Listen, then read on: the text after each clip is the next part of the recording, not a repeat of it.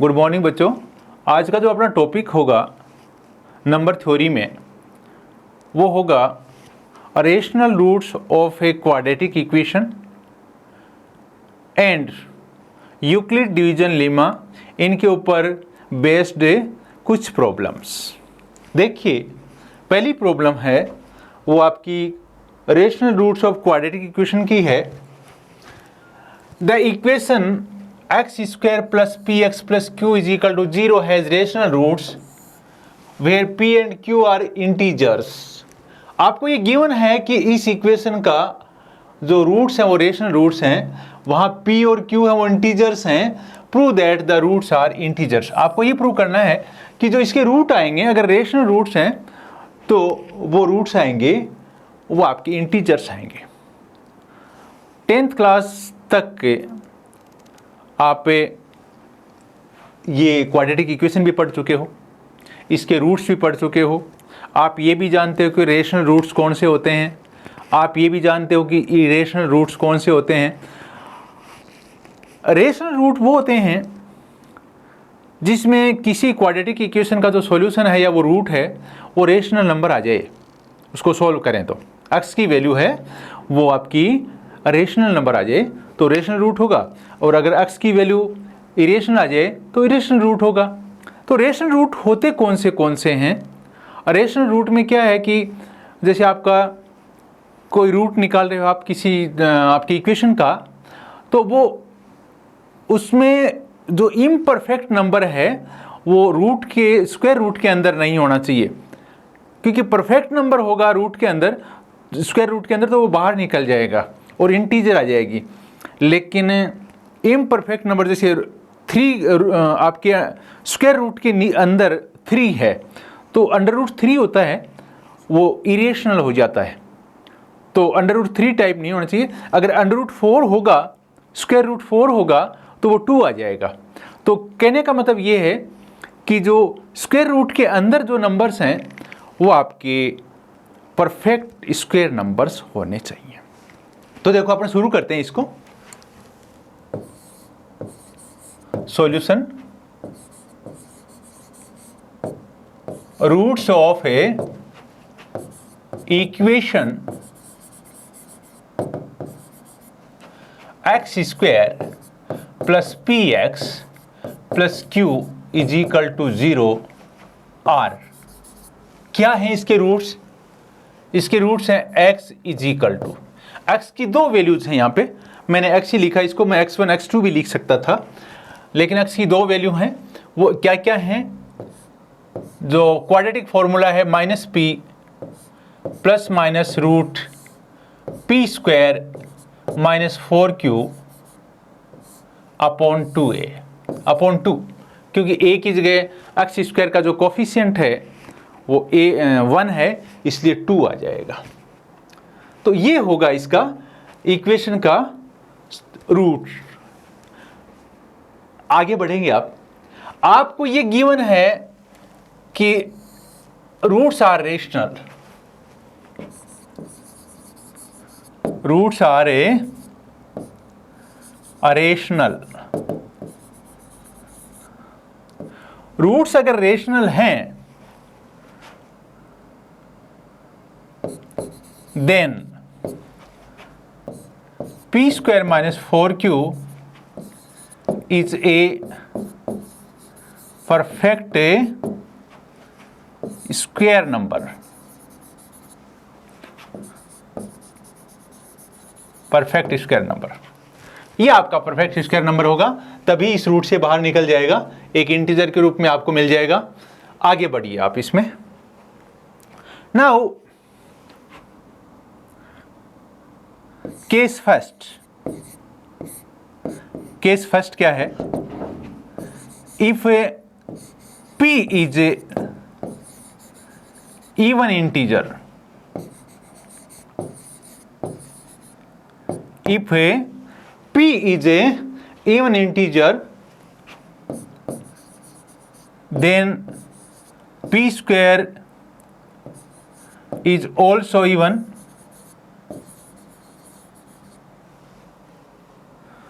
This implies that square minus 4q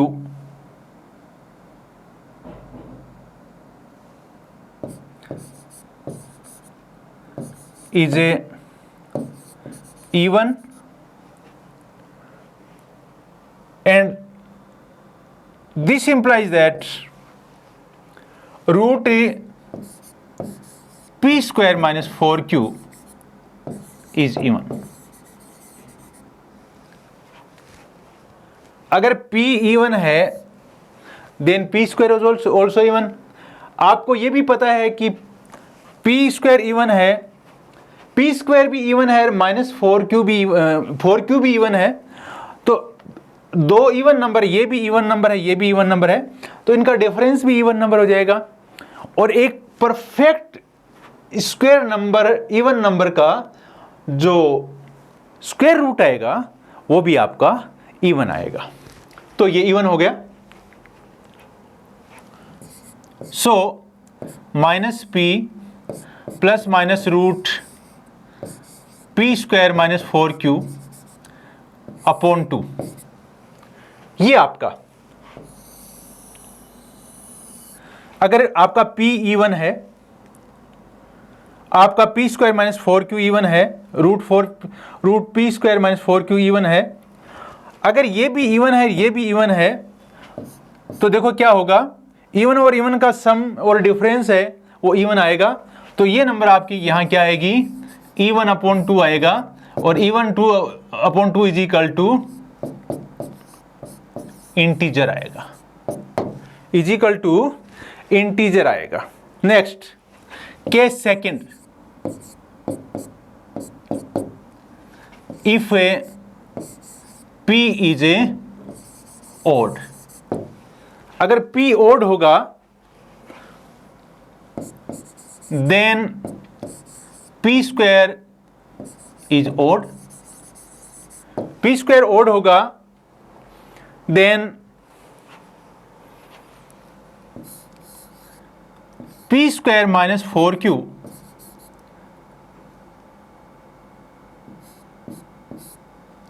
is odd. p square minus 4q is a odd, or this implies that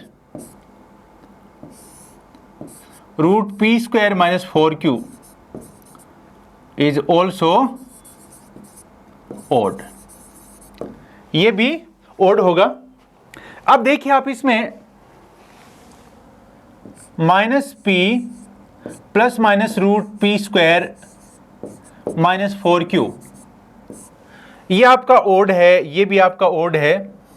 odd और odd को आप add करते हैं या subtract करते हैं, दो ओड नंबर्स का एडिशन या सब्ट्रैक्शन करते हैं, तो वो कैसे आएगी, ये आपकी ये आपकी इवन आएगी. ये आपकी कैसी नंबर आएगी, इवन नंबर आएगी.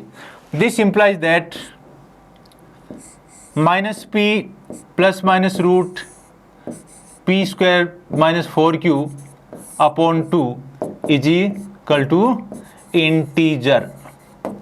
तो ये आपकी आपने प्रूव कर दिया. चाहे p इवन हो तो p1 ओड हो, आपकी ये इक्वेशन है, इसका जो सॉल्यूशन आएगा वो इंटीजर आएगा. चलिए नेक्स्ट, तो अपने चर्चा करेंगे इससे पहले यूक्लिड डिवीजन लीमा की.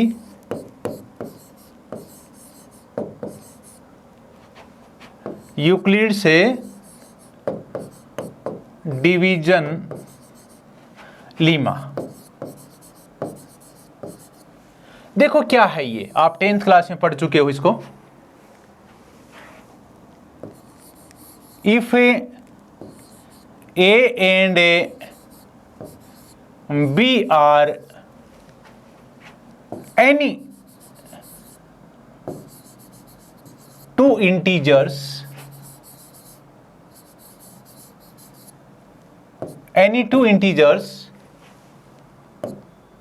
A not equal to 0,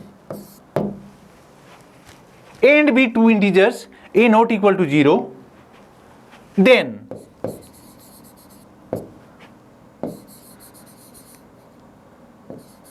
there exists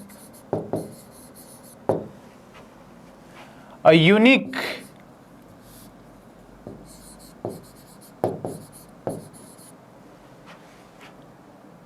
integer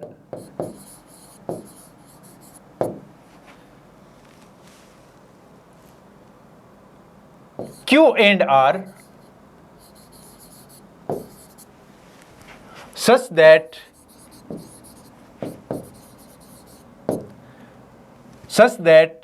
B is equal to AQ plus R. B is equal to AQ plus R. आपके पास अगर दो इस तरीके के कोई भी इंटीजर हैं तो उनके लिए जो अगर A जीरो क्यों नहीं किया मैंने, क्योंकि मैंने B से डिवाइड किया, B को डिवाइड किया A से, इसलिए इसको ऐसा नहीं किया है। और जो आपका डिनोमिनेटर होता है वो कभी भी जीरो नहीं होता है। तो ये कंडीशन आएगी एंड आपका जो R है वो जीरो से लेकर और A के मॉडुलस तक होता है, क्योंकि आपका A नेगेटिव भी आ सकता है यहाँ पे, लेकिन रिमाइंडर कभी भी नेगेटिव नहीं आता है। रिमाइंडर जीरो और उसके मॉडुलस के जिसका डिवाइजर है उसके मॉडुलस के इक्वल आता है। आपका A है वो क्या है, डिवाइजर। यहाँ पे आपका B है वो है डिवाइडेंड। आपका Q है वो है क्वोशिएंट, और आपका R है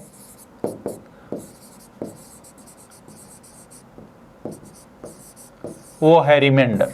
तो इस तरीके से आपके ये सारे इनके डिस्क्रिप्शन ये यहाँ पे हैं। अब अपन प्रॉब्लम पे चलते हैं। प्रॉब्लम आपकी ये है, ये कह रहा है when the numbers this one 19,779 and 17,997 are divided by a certain 3-digit number, they leave the same remainder, find the largest such divisor and the remainder। तो एक तो आपको सबसे लार्जेस्ट डिवाइजर है वो फाइंड आउट करना है, रिमाइंडर फाइंड आउट करना है, और फिर ये भी बताना है कि how many such divisors are there, ऐसे कितने डिवाइजर्स इसके हो सकते हैं। क्वेश्चन 10th क्लास का ही है, बड़ा इजी क्वेश्चन है। अगर आप इसको तरीके से करें तो देखो कैसे है ये।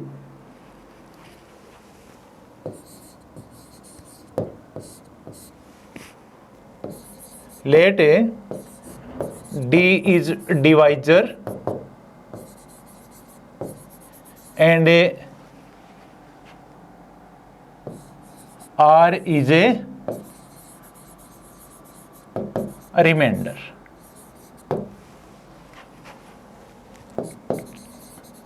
Then by Euclidean algorithm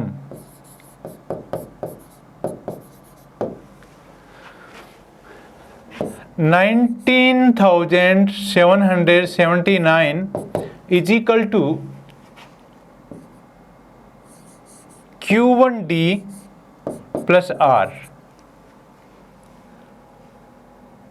17,997 is equal to Q2D plus R।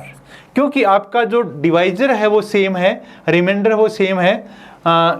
ये यहाँ पे Q1 है, ये क्वोशिएंट है, और Q2 है वो भी क्वोशिएंट है। ये दोनों क्वोशिएंट हैं। अब देखिए आप इसमें, ये आपका फर्स्ट है, ये आपका सेकंड है। अगर मैं फर्स्ट माइनस सेकंड करूं, देन 2 8 7 1, ये क्या जाएगा 2 8 7 1 इज इक्वल टू R से R कट जाएगा D into Q1 minus Q2, ये आ जाएगा आपका, ये आपका रिजल्ट आ जाएगा। इसमें आप देखेंगे अब कि ये 1782 है, इसके फैक्टर्स दो हैं, एक फैक्टर है इसका D और एक है Q2 माइनस Q1, दो फैक्टर हैं इसके। तो इसके दो फैक्टर हैं, तो देखो आप क्या करेंगे, आप यहां से देखते हैं तो एक कंक्लूजन निकलता है, this D is a factor of a 1782, this D is factor of a 1782। तो देखो आपका D इजिकल टू क्या क्या हो सकता है, 3 डिजिट नंबर है, तो D इजिकल टू ये खुद तो हो नहीं सकता क्योंकि ये 4 डिजिट नंबर है, तो D इजिकल टू क्या हो सकता है, आप ये कह रहे हैं कि D is a factor of a this one, और you can say that D ये 1782 is multiple of D।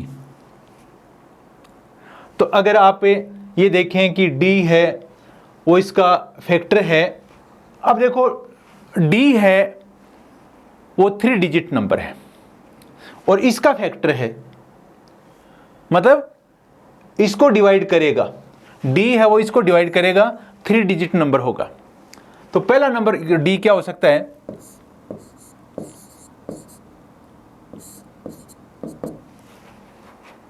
891। D की वैल्यू क्या हो सकती है 891, क्योंकि D इसका फैक्टर है, मैंने इसको आधा कर दिया, मैंने इसका आधा लिख दिया। अब देखो आप यहां से देखेंगे कि D की और वैल्यू क्या क्या हो सकती हैं,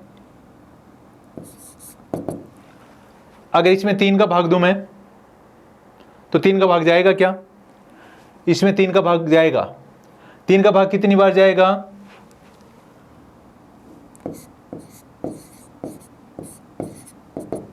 देखो कितनी बार जाएगा, 3 का भाग इसमें जाएगा 594 बार, कितनी बार जाएगा 594 बार।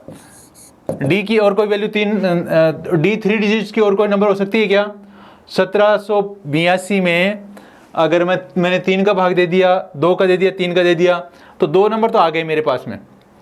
अब D की वैल्यू 3 डिजिट नंबर में और क्या आएगी, मैं 4 का भाग दे सकता हूँ क्या, इसमें नहीं जाएगा क्योंकि 82 में 4 का नहीं जाएगा, 5 का भी नहीं जाएगा, 6 का जाएगा। जब आप 1782 में, क्योंकि 2 और 3 को जाएगा, 6 का जाएगा, तो D की वैल्यू क्या जाएगी, D की वैल्यू आ जाएगी, देखो क्या आएगी D की वैल्यू 297। आगे बढ़िए, आपने 6 का भी दे दिया, 7 का नहीं जाएगा इसमें, या जाएगा 7 का, देखिए 7 का जाएगा क्या, 7 का नहीं जाएगा इसमें क्योंकि 8 का भी नहीं जाएगा, 9 का चला जाएगा। जब आप इसमें 9 का भाग देंगे तो इसमें आएगा 198, कितना आएगा 198। फिर 10 का भी नहीं जाएगा, 11 का चला जाएगा क्योंकि 11 के देखो इसमें, तो D की वैल्यू क्या आ जाएगी,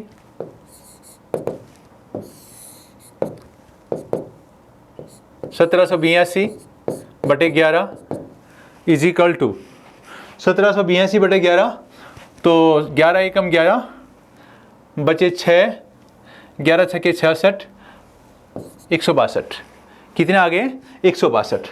अब 12 का भी नहीं जाएगा क्योंकि 4 का नहीं जा रहा, 13 का भी नहीं जाएगा, 14 का भी नहीं जाएगा क्योंकि 7 का नहीं जा रहा, 15 का भी नहीं जाएगा क्योंकि 5 का नहीं जा रहा, 16 का भी नहीं जाएगा क्योंकि 4 का नहीं जा रहा, 17 का भी नहीं जाएगा इसमें क्योंकि 17 एकम 17 के बाद में वो नहीं जा रहा भाग। और 18 का दोगे तो ये 2 डिजिट नंबर बन जाएगा। तो कहने का मतलब आपके पास में ये 5 डिजिट्स आ गए, 5 नंबर आ गए, डी की 5 वैल्यू आ गई जो 3 डिजिट नंबर में है। तो सबसे हाईएस्ट ये आ गई, कितनी? सबसे हाईएस्ट जो आ गई, जो लार्जेस्ट आ गई, वो 891 आ गई। और भी नंबर आ गए आपके पास में। इसका आंसर भी आ गया, how many such divisors are there. तो ये सारे डिवाइजर्स आ गए, किसके? इसके, क्योंकि ये इसमें पूरा पूरा भाग इसमें जा रहा है इसका। अब आपको रिमाइंडर निकालना है। तो रिमाइंडर कैसे निकालेंगे? देखो, आप अगर इन इक्वेशंस को देखेंगे दोनों को, आपको ये नंबर्स दे रखे हैं, आपने डिवाइजर्स निकाल लिए, 3 डिजिट नंबर में डिवाइजर निकाल लिया आपने। अब आपसे ये पूछ रहा है कि रिमाइंडर कैसे निकालें। तो अगर आप इन इक्वेशंस में उलझोगे तो थोड़ा लंबा सिस्टम हो जाएगा। तो आप सीधा करोगे, कैसे करोगे? दोनों को आपने इस डी से डिवाइड किया तो सेम रिमाइंडर आता है। तो आप किसी को भी डिवाइड कर दीजिए इसको, इससे मैं 891 से डिवाइड कर रहा हूं, किसको? 19,779 को। अब आपके पास में अगर डिवाइजर हो और डिविडेंड हो तो रिमाइंडर और कोसेंट अपने आप आ जाते हैं, क्योंकि कोसेंट होगा वो तो इंटीजर आएगा और रिमाइंडर नीचे अपने आप आ जाएगा। तो देखो, इसमें आप देखते हो तो मैं 2 कर रहा हूं। 2 आपका 2 एकम 2, 9 दूनी 18 और 16 और 1 17। दूसरा 5 बच गया,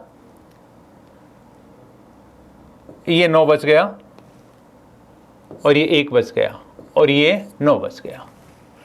आगे बढ़िए, फिर भाग दीजिए इसका इसमें।